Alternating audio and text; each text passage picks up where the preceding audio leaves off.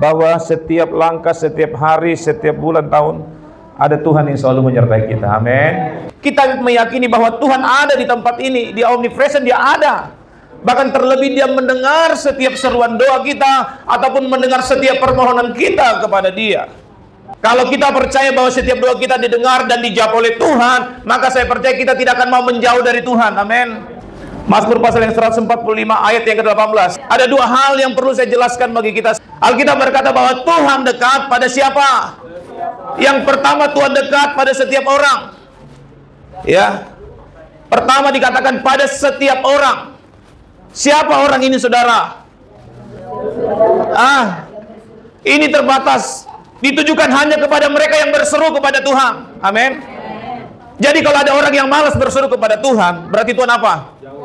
Berarti kalau kita tidak berseru kepada Tuhan, Alkitab mencatat bahwa Tuhan tidak dekat dengan dia. Amin. Ada pujian penyanyinya Sandralina Purba. Dia penyanyi orang Batak tapi tinggal di Amerika.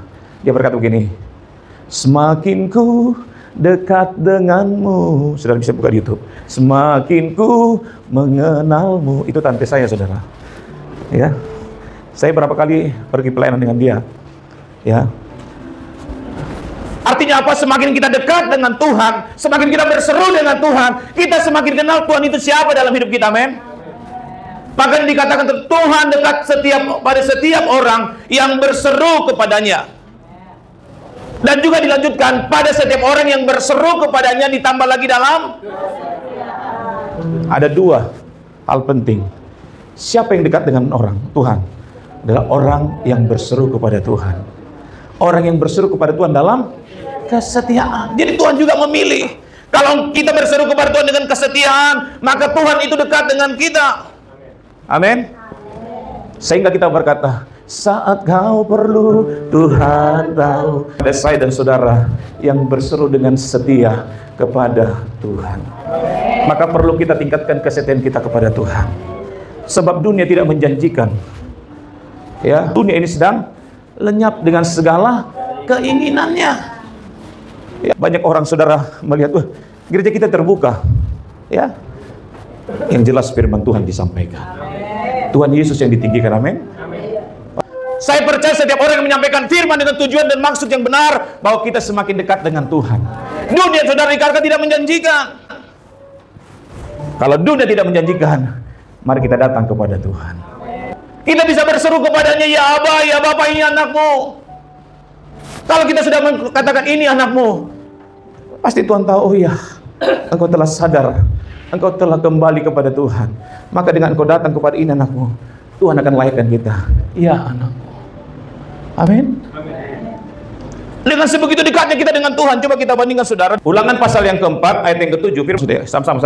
Sebab bangsa besar manakah yang mempunyai Allah kecil, yang demikian dekat kepadanya seperti Tuhan.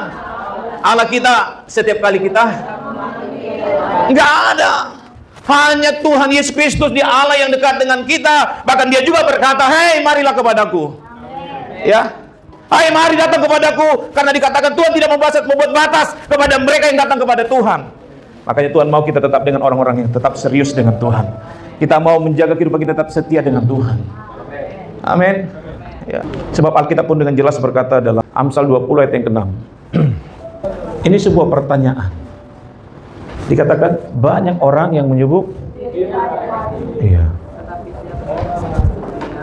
Kadang-kala baik hati itu, saudara, itu seringkali muncul pada waktu kedukaan. Ibu ini selama hidupnya nggak pernah marah. Ya. Wah, Bapak itu orang yang setia.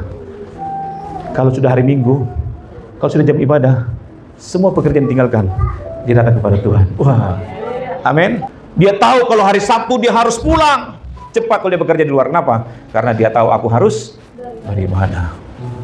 Makanya anak muda harus setia dengan Tuhan. Amin. Pertama, Dia Tuhan, Dia akan dekat dengan kita asalkan kita sebagai anak Tuhan, kita adalah orang yang serius dengan Tuhan, kita orang yang bersungguh-sungguh dengan Tuhan, kita orang setia dengan Tuhan. Amin. Ya. Makanya kalau orang serius dengan Tuhan, setia dengan Tuhan, ya, sebelum kita mengeluarkan kata-kata kita kepada Tuhan, Tuhan telah tahu apa menjadi isi hati kita. Karena Tuhan tahu setiap hidup kita. Makanya ketika dikatakan Sakeus datang kepada Tuhan, Tuhan sudah tahu apa isi hatinya. Karena dia punya kerinduan untuk berjumpa dengan Tuhan. Sehingga dia berkata, ya kalau dahulu sebelum aku berjumpa dengan Tuhan, aku tidak menghiraukan Tuhan. Tetapi setelah hatiku ingin berjumpa dengan Tuhan, hatiku bersemangat untuk bertemu dengan Tuhan. Tuhan tahu karena dia mau mendapatkan keselamatan dari Tuhan. Amin. Ya. Jadi yang pertama kita harus dekat dengan Tuhan. Ya. Bagaimana saudara dekat dengan Tuhan? Dalam Mazmur 145.